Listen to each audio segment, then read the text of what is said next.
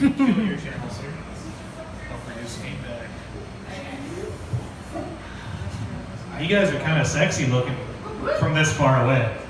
I don't know about up close, but goddamn, from the mile away y'all are sitting, looks pretty good out there. So, you ever have that moment where you make unintentional eye contact with somebody and it gets super fucking awkward in a hurry? I had that happen. I was grocery shopping, I had my daughter in the cart, and I kind of feel somebody staring me down, and I look up and make that accidental eye contact with this guy across the store. And, well, he was a religious fellow, and I think what gave it away because he was carrying the Book of Mormon and wearing a black and white suit, but I don't know what to do, right? I mean, it was super uncomfortable the way that he's locked onto me. So I put my head down and I'm trying to walk away, but I still got that spidey sense tingling telling me that somebody's staring me down, right? And I look up again, and this son of a bitch went beyond invading my personal bubble, right? This guy is right here in my face, and he comes up and he puts his hand on my shoulder. He goes, "Son, I need to ask you a serious question. Do you follow the word of our Lord Jesus Christ?" And I looked right up at him. I said, "I'm sorry, bro, I don't have a Twitter account." Slow burn on that one. All right. So speaking of Jesus, we're going to talk Jesus for just a minute. I'm not looking for any religious debates. Everyone's got their own view on this, right? But I like to think of my Jesus as being a redneck, you guys. That mullet that he rocked was awesome, and that tells me homeboy was a redneck, just based on that. But I think that's the reason why we don't really see him much anymore. I think he's wearing camo, just hanging out in the woods, turning river water into Keystone Light. And every once in a while, Bonner County sheriffs pick him up for drunk and disorderly. Right? But if you think about it, you guys, that's why so many guys in jail find Jesus, right? Because camo does not blend in to cinder block. It just doesn't happen. So there's, well, out of Baker's dozen we got here tonight, I think I know about half of you guys. And so for those of you that don't know me, I used to be in kind of a semi-successful heavy metal band. By semi-successful, I mean we had songs on the radio, we made a lot of money, we banged a lot of groupies. You know, we gotta travel, we gotta tour, we gotta do our thing. I gotta tell you guys that being a guitar player in a heavy metal band is very, very similar actually to being a stand-up comedian. There's so many things that the two have in common, like... Wait. Similar was the wrong word. Differences. Let's talk differences for a minute, you guys. When I was a guitar player in a metal band, I could walk out on stage in front of 2,000 screaming people, walk up to the microphone, hold my guitar, hit a chord, throw my hand up, and they just start screaming. Right? And after the show was over, the drugs, Jesus, the fucking drugs were awesome. Okay, guys would come up to me and go, "I fucking love that guitar solo, bro. You want to hit this joint?" Fuck yes, I do. Guys would come up, "Man, that fucking song killed it. You want to snort this line of coke off my old lady's vagina?" No. So, as a comedian, we kind of get the same thing. Sort of, right? So I come out on stage, I tell jokes, I get done. Guys come up and go, "You know, you kind of made me chuckle once or twice. You want to smoke a joint?" Like, fuck, all right, let's smoke a joint. "Yeah, it's going to be $15, bro, before you light it." Just saying. Terrible. Or, you know, we did some bigger city stuff, and guys will come up, you know, and they offer the whole, "Let you want to snort this line off my old lady's snatch again, right?" And it's like, well, all right, you know. But nope. That's a $30 line, bro, and it's at least a $20 vagina. So if I could get that $50 up front, it's awful. Now, as a guitar player in a metal band too, I could walk out on stage. We played the Knitting Factory a few times. Could walk out there to 1,700 screaming people and go, "All right, ladies, show me your tits." 500 girls in the crowd pull their tops up. As a comedian, if I walk out here and go, "Let's see some boobs," I get one drunk guy at the bar that pulls his fucking man tit out. And for everybody that was looking up here and just missed that, Billy, those are lovely, but goddamn, they're hairy.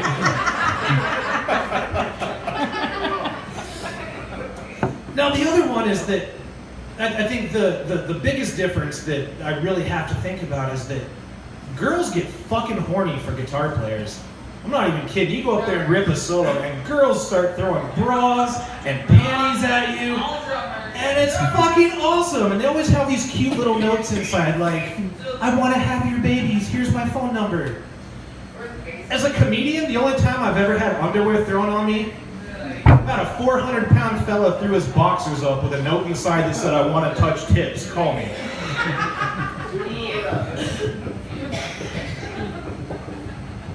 Alright, so for those of you that know me, I think a lot of you guys will remember I used to have this fucking monstrosity of a beard.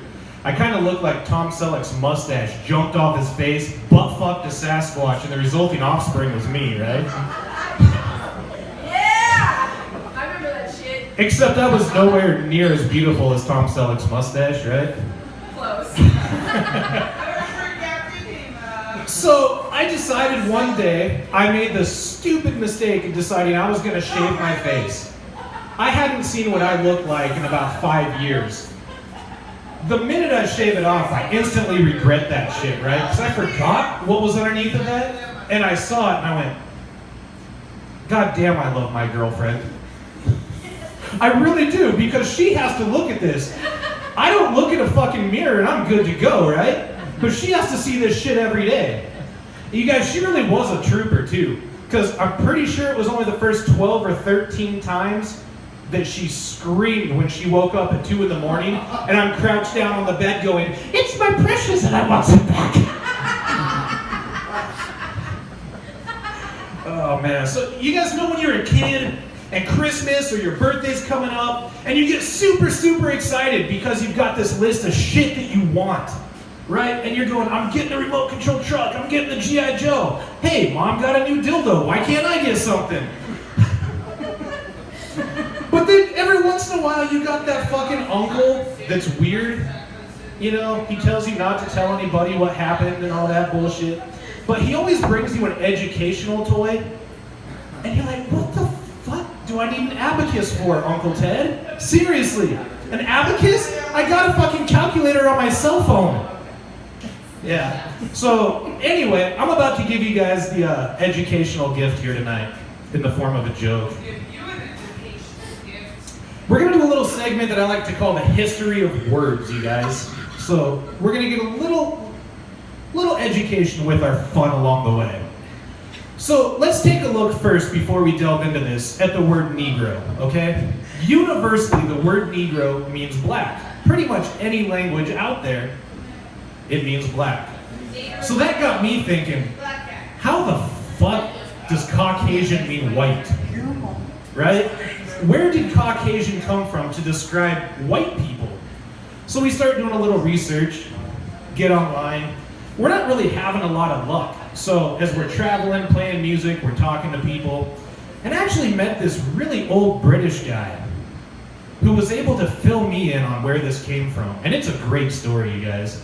So a few hundred years ago, we had a dark period in American history. I'm sure you guys remember the whole slavery thing, right?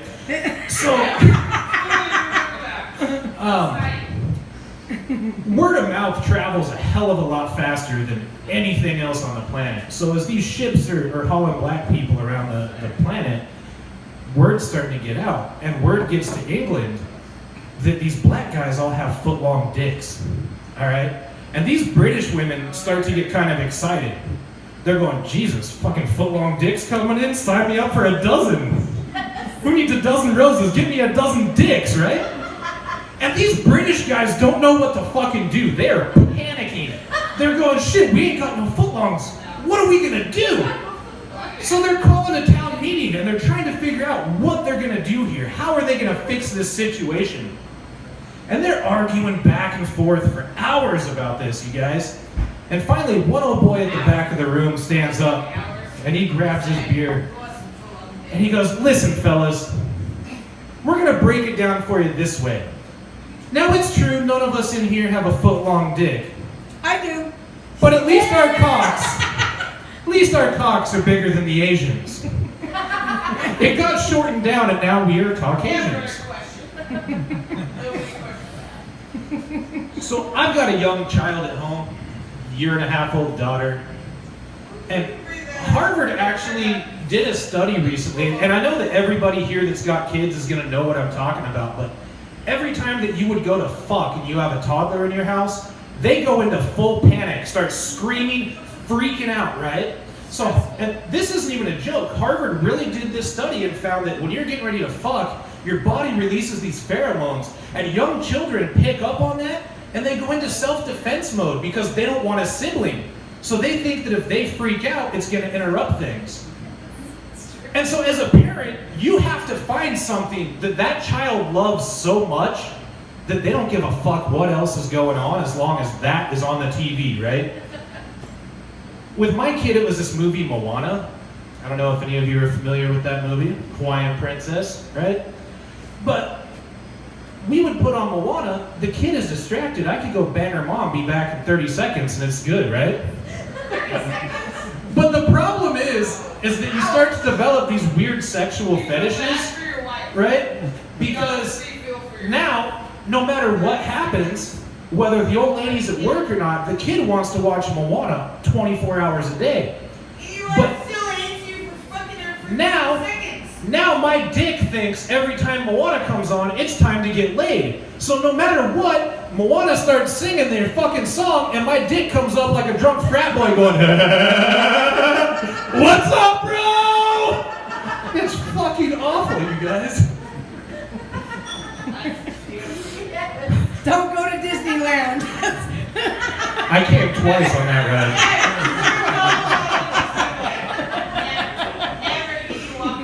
Oh man, so I've got this buddy, Dirty Chavez, right? And he was getting married this summer. I don't know why, because goddamn, that's a death sentence. But I've known Chavez for a long time, and Chavez asked me to be one of his groomsmen at his bridal party. And my friend Dirty, he's in the Army, and some of his Army buddies were going to be other groomsmen. Well, the Army decided that they weren't going to let one of his groomsmen come back from Germany just for a wedding. Now I'm kind of a big fella. Dirty Chavez is kind of a small fellow. The rest of the bridal party is a bunch of small people. And he goes, "Man, you're the only guy that it's not going to look weird for, so I'm going to have you walk 2 girls down the aisle, because, you know, we already bought her dress and we don't want to tell her she can't be in the wedding."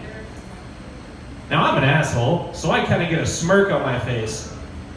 Chavez's future father-in-law looks at that smirk and he goes, "Sup?"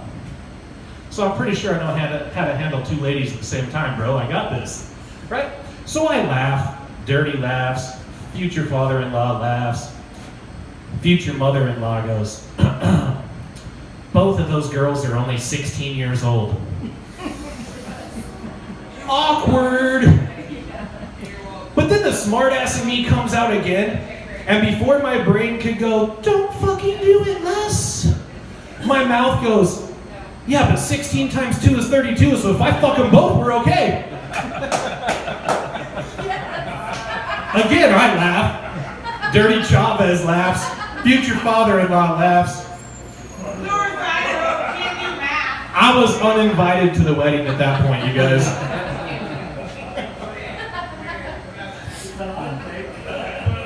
So, I actually want to tell you guys a story, and it is, I promise you guys, this is a true story. 100% true story. This really went down, and I am stuck with this for the rest of my life, and now you guys are going to be stuck with it for the rest of your life as well.